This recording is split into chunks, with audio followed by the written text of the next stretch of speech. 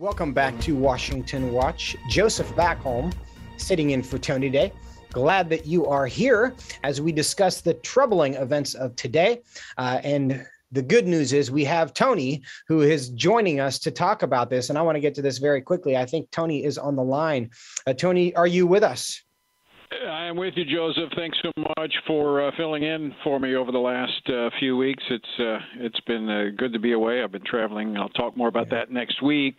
But I have been tracking and been involved in dealing with trying to get refugees, religious refugees, out of the country of Afghanistan over the last week and a half. And, of course, today's news is extremely tragic and, as Congressman Perry was talking about, totally preventable. This first news reminded me back when I was in the Marine Corps in 1983 when the Marine barracks were blown up in Beirut, Lebanon, and we lost 241 Marines, Navy, and Army personnel. I was not there, but I lost friends in that suicide bombing there. This was totally preventable. This is the I can't. It's hard to find words, Joseph, to describe just how inept this administration is. They've been filling slots to check boxes, and rather than picking the individuals that are best capable of leading our State Department and our foreign policy and leading, obviously, our military. This is tragic, but what makes it even more so is, as I said, it was totally preventable. Tony, I asked this question to Congressman Perry, but he didn't directly answer this. And because of how poorly this is playing in the public right now, and the criticism of this is not a partisan issue, are you surprised that no one has been held accountable? There hasn't been a change in the leadership team handling this yet? I think I'm surprised. Well, I'm not surprised at this administration. They've acted as if nothing is happening. I mean, this today is tragedy upon tragedy. Look, let me just let people understand what's happening here as we have withdrew from Afghanistan in an unorderly manner. We have left behind American civilians. We have left behind individuals who counted upon America to at least let them know when the door was closing.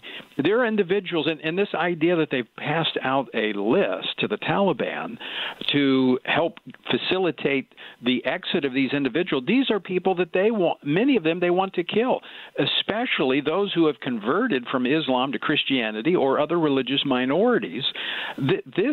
Let's not forget who the Taliban is. Let's not forget why we went to Afghanistan to begin with. I certainly hope that the administration will hold individuals accountable. But, Joseph, more than that, I hope the American people will hold Joe Biden, Kamala Harris, the Speaker of the House, the majority leader in the Senate, who no doubt all of them are a part of speaking into this administration. They've been so focused on pushing their huge spending bills, pushing their transgender policy, that people are dying, including our men and women in uniform. This is unconscionable, unacceptable, and the American people must hold this administration accountable. Tony, a lot of people agree with you, including friends in Congress who have been making statements. Our friend Congressman Jim Banks, he had this to say earlier this week. I want to let you listen to this and see if you have anything to add. Let me be very clear.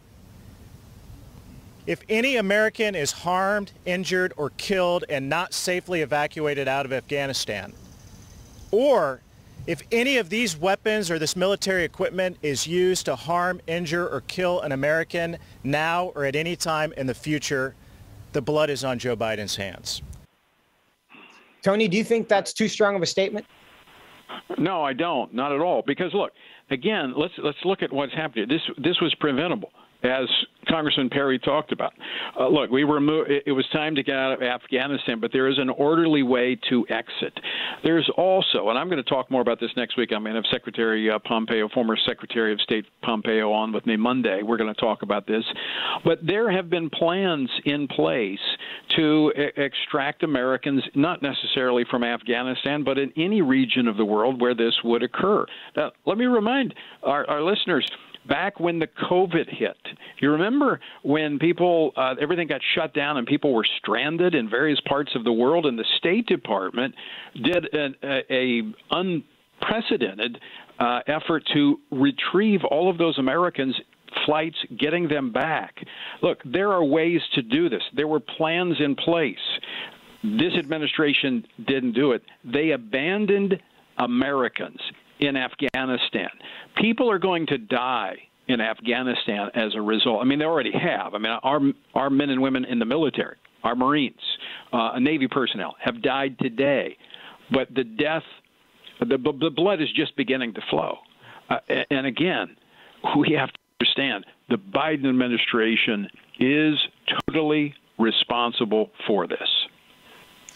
Tony, do you think there is any chance that the events of today will cause the Biden administration to rethink their current approach and actually deal with what we're dealing with there, or will we just continue to run?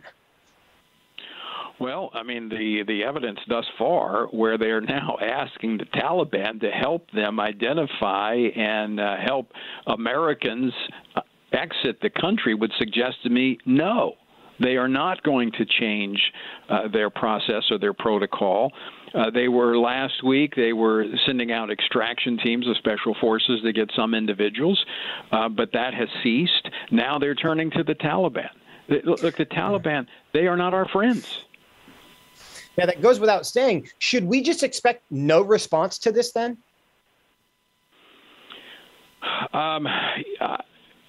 We got about 30 seconds. We should expect a response, but unfortunately, I don't think we're going to get one from this administration. This is a pathetic administration. Totally pathetic. Tony Perkins, thanks so much for calling in, and we are looking forward to having you back in the chair on Monday. Thanks so much for your time. All right. Thanks again, Joseph.